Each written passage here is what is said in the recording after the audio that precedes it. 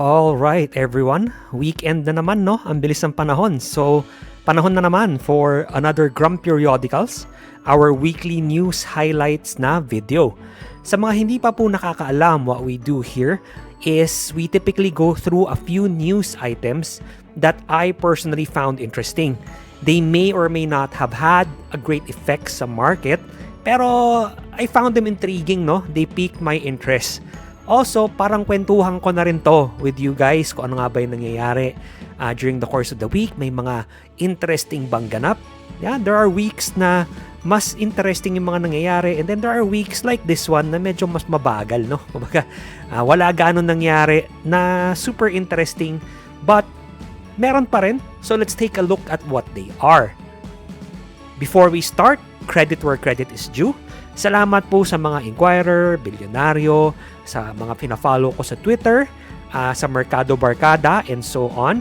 If you're interested in following them or subscribing to them or what have you, I've placed the links for all of those in the description box below para madali nyo po silang masundan or masubaybayan kung gusto nyo lang naman. Kung ayaw nyo, panoorin nyo na lang to kasi lahat naman ng interesting ay rini-report ko sa inyo dito, no?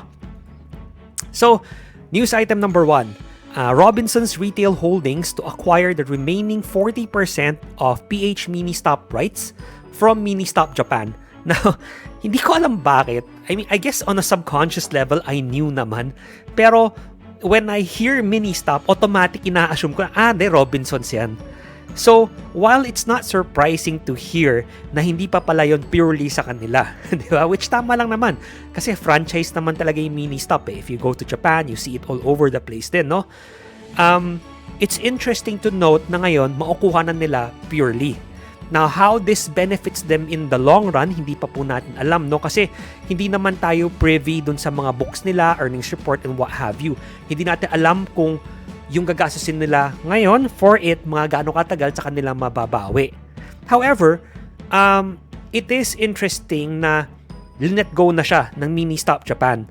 A few friends were telling me na Ministop sa Japan mismo wasn't doing too well, no? So maybe this is a step towards the right direction para sa kanila to consolidate their strength. Diba? Kaysa na they're spread all over the place. Now, I am not sure kung sa ibang bansa, binenta na rin nila yung rights ng Ministop sa kung sino man may-ari doon, no? Hindi ko naisip na i-Google, but that's an interesting question. So, I'll Google it later, no? Para alam ko. Google nyo rin.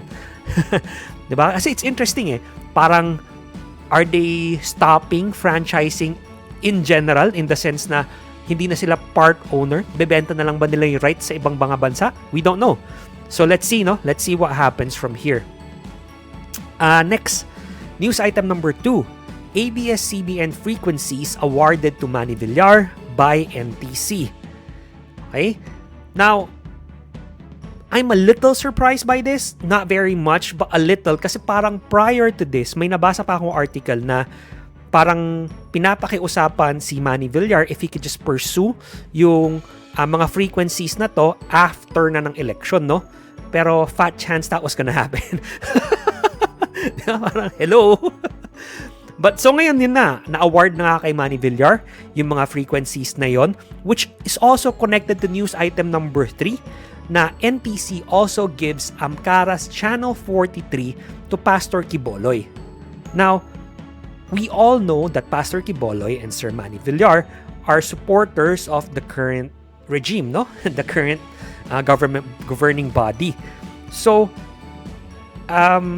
while it's not surprising to, see these people get quote-unquote rewarded towards the end of the term, syempre, we still hope and wish that, things would have been better na hindi magli-leave yung mga ganitong bagay ng bitter taste in your mouth. Now, I am not saying or proclaiming na lahat to politically inclined kasi obviously wala naman po tayong ebidensya eh. Diba? But, it does tend to leave a bitter taste in your mouth na parang medyo fishy to, diba? So, you guys know na hindi ako proponent to talk about politics in general dito sa channel. I feel like there's a right time and place for that, and this channel is not it, no? But for this instance, I just wanted to voice out ng konting-konti lang naman. Kasi, di ba, syempre, we always expect better. Di ba? Kahit anong mangyari, we have hope. Kasi kapag walang hope nga, syempre, parang sama na di ba? So, we always have hope and we always expect better. So, when things happen na parang, yun nga, as I said, leave a bitter taste in your mouth, it's always a little bit disappointing and medyo masakit ng konti. No? Yun lang naman. Next, news item number 4. So, dapat, sa February 1, mag-resume na ng quote-unquote regular trading hours yung PSE. Meaning, 9 a.m. start na yung pre-open, then we close the market at 3 p.m. No? Pero nag-tweet yung PSE noong January 26 na under consideration pa yon, and update na lang daw nila tayo kung talaga nga bang babalik na tayo sa previous longer trading hours which was implemented earlier this year. Diba? Personally, you guys know na I prefer yung shortened trading hours. You may or may not have observed na kahit na bumalik naman tayo do sa longer trading hours, hindi naman tumaas yung volume, at least not significantly. Hindi naman tumaas ang volatility in general, no? Hindi naman naging mas bullish yung sentiment, hindi naman naging mas bearish yung sentiment, pareho pa rin naman. So, personally, I'm a proponent na maging permanent na yung shortened trading hours, but that's never gonna happen. So for now, kung fan din kayo ng shortened trading hours, hintay-hintay na lang po tayo sa update na ibibigay ng PSE. At least meron pang pag-asa, di ba, na shortened trading hours pa rin tayo, maybe for the next 2 weeks, maybe for the next month, we don't know. Alright? Kung fan naman kayo ng longer trading hours, di maganda kasi baka it's coming to an end na, meaning itong shortened trading hours, and baka bumalik na tayo sooner rather than later. If fan kayo ng longer trading hours, let me know in the comment section below kung bakit. Yeah, kasi again, personally, I don't see the advantage of it other than, yun nga, kung di ka nakasilip sa umaga, pwede ka sumilip sa hapon. But other than that, wala eh. Pareho lang eh. Pareho lang yung market na feel, kumbaga, in general, no? And then finally, news item number 5. PX or Philex to conduct an SRO, diba? Up to 4.81 yung potential price to raise up to 3.15 billion pesos from February 28 to March 10. Now, if this is something that you're interested in, you want to know more about it, let me know in the comment section below. And if enough people ask for it, I'll make a video exclusively para dito sa SRO na to para mapag-usapan natin ng mas in-depth, no? That said, okay, right now, PX is trading above 5 pesos if I'm not mistaken. I haven't really checked in a little while, no?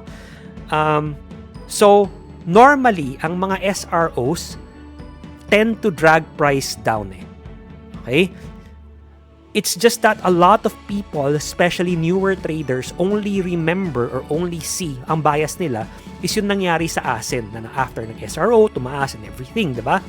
But if you look back sa mga BDO, MBT, whatever, na nag-SRO din before, PPI, a lot of them, or most of them, hindi pa nila nababalikan yung price nila prior to the SRO.